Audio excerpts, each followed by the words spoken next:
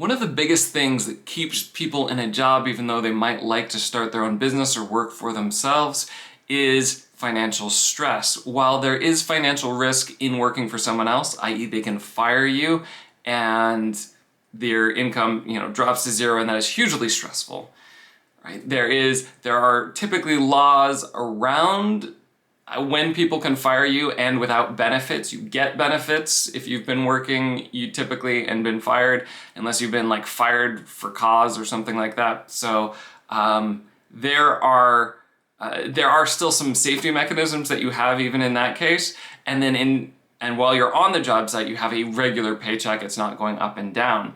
Whereas if you're an entrepreneur, your financial stress is going to hit you because you'll lose clients or business, something will change in the market, or your own health will impede your ability to work on the business. So I want to talk about making your finances resilient so you don't have huge financial stress when things get difficult in your business. Hi, I'm Alec from Easier Habits, and I coach overthinking entrepreneurs and how to turn their anxiety and overwhelm into unstoppable execution. So recently, my wife had spine surgery, and that meant we're both entrepreneurs. That meant she couldn't work for a while, and even around that, her work hours were reduced. And also meant while I had to be the sole income, I also had to step up, help more around the house, help with the kids. That put a lot of stress on the business, but the number one thing we did to prepare is simply have runway, have savings. And not just that we have savings, but we know how much savings we need to have so that I can guarantee that I can get a full-time income as a coder if I need it. And I know that I can make enough money to pay the bills, keep the lights on, etc. So having that runway is one of the most important things you can do to be resilient. I talk a little bit more about that in a previous video about leaving my job and preparing for that. And the one thing I don't really focus on in that video is that you should maintain that as an entrepreneur, and you should find ways to make that runway as long as possible. So for example, there was no point at which Meg and I had zero income, even as I was transitioning to working for myself. Meg had built up some businesses, and along the way, the ones that she liked less, she swapped out for other businesses. So she's been making an income, and there was really only probably a month, including like a couple weeks of vacation around Christmas, where I had quit my last coding job. I'd transitioned from full-time to part-time for a while to save up additional runway.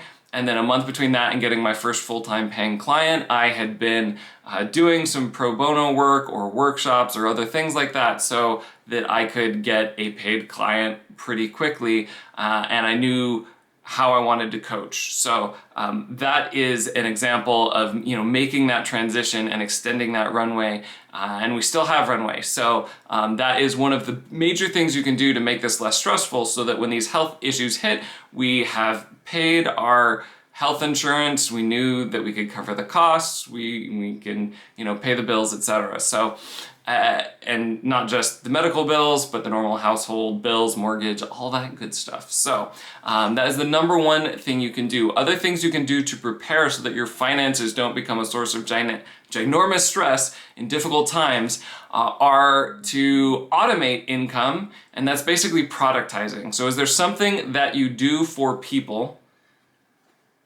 Another thing you can do to make your finances more resilient so that when you have either financial difficulty or other stresses in your life that reduce your capacity to invest time in your business, right, health, other things, right, is when you can automate income. And so what that looks like is really productizing something. So is there some service you offer, something that you can do for someone that you could sell as a course, as an ebook, as a physical product, whatever it is, and then not only have that thing that you productize, but really master the advertising of that. And if you have a product that people want to buy and some advertising, steady advertising that works, that is something, for instance, If you need to make more money by scaling up your ad spend, you can do that, etc. So that is an automated income stream, or having like content marketing where people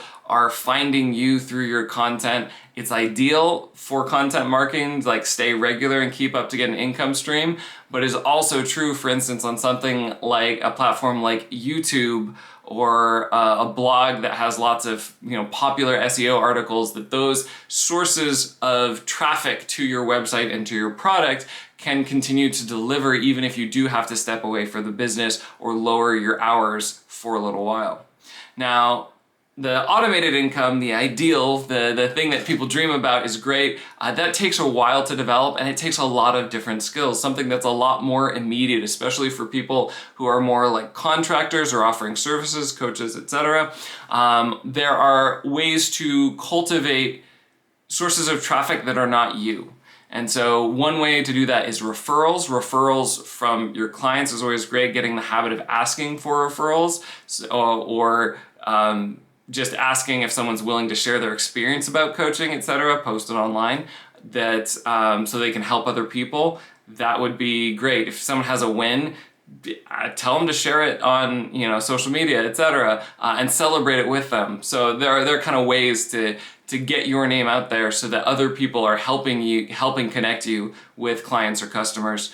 And it doesn't have to be just your particular clients. You could also have colleagues. This is really great if you have colleagues that you gel with, especially if you're doing something where your time is limited, so there's only so many clients you can serve at a time. Especially if you're doing something where your time is limited, so there's only so many clients that you can work with at a time, that if you get additional clients, you can refer them to these people that you trust and that will deliver for those clients, and and they can do likewise. And if you have a network of those people, this is something that, for instance, UX designers and other designers will do sometimes if they're overbooked, and they kind of have a network of people that they can refer to and get referrals from. And so that takes some of the stress of getting clients off of you and kind of spreads it around your crowd or your group. Now, in a very different tack, another way to get people that doesn't rely solely on you is a joint venture. So instead of having kind of a referral network of like-minded craftspeople and colleagues, whatever you want to call it, you can actually pick someone who's not in your space but is adjacent to your space and offer services for them. So for instance, I talked to an accountant over the summer who helps people get loans that are having a hard time getting them from the bank.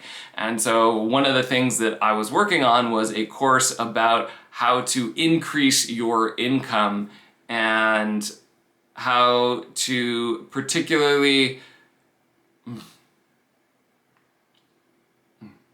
So one thing I did over the summer, for example, is talk to an accountant. And this accountant primarily works with businesses that need funding and can't get a loan from the bank. And that is that's her niche. But she's serving a lot of small businesses that are looking to grow their income. And if they've got money, they're looking for what business strategies to employ to make the most of that money that they've got, etc. And I was building a course specifically on how to find additional opportunities to maximize your revenue. And so that is something where I share that course with her. She can share it with her clients for free. And I can even offer maybe a free consultation to help someone personally go through that and find additional revenue. And that means that her clients get this value and they can feel more confident in getting a loan, that loan will have a positive impact on their business. So it kind of helps her pitch in closing the loan, but it also can introduce a new client to me. And if they want help implementing those strategies, then they can become an ongoing client. So that is an example of a joint venture, and how now I can be a source of referrals for that accountant if one of my clients needs a loan and they're a good fit. And likewise, if she runs into people that need help with their not just getting a loan, but actually putting their business in order, that's great. Sometimes she'll run into people that she would say like, wait, don't go for the loan. Actually, here's what you need to do in your business. You need to find that in your business right now. And that's something she doesn't do, but she could refer to me. And then maybe at a later date when they're looking to grow their business, then they can they can go to her to find a loan. So that's an example of a joint venture. And those are a few ways that you can make your finances resilient as working for yourself, whether you're an entrepreneur, early stage startup founder, whatever, so that stressful times do not become financially stressful times. So maintain your runway, find an automated income, or failing that, or alongside that, probably for a lot of you, find ways that you can get customers without having to be marketing 24/7 yourself.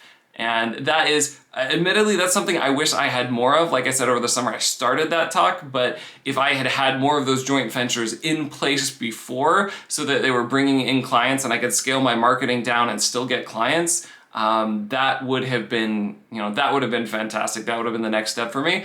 I'm still early on in my coaching, so I'm still building out these channels. And as I do build out those channels, I'll definitely give you the insights I have from more joint ventures, more referrals, etc.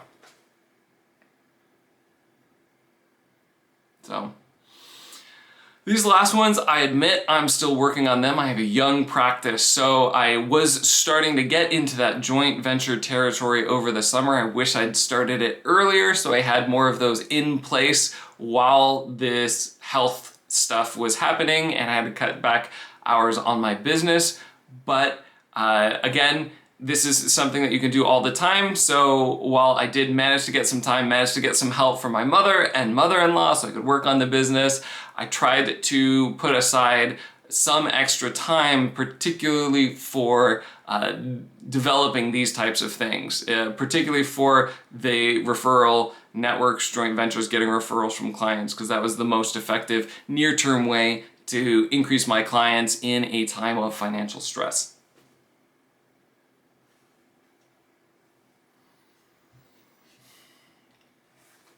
Now, if things are really stressful for you right now,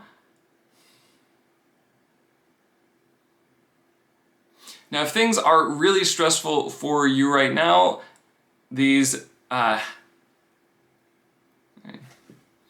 so if things are really stressful for you right now, my heart goes out to you. Do what you can. Ask for help. So with things that you need to around the house, get friends, family, etc. to help out.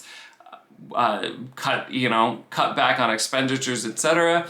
And also, if you need to scale up your business and find more opportunities to grow your income, go ahead and check out my Business Income Gains series, link below. That is a way that you can find where to focus on your business to get more income.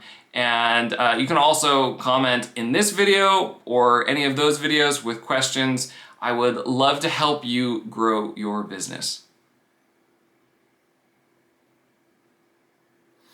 I would love to help you grow your business income. Until next week, make big changes, one small habit at a time.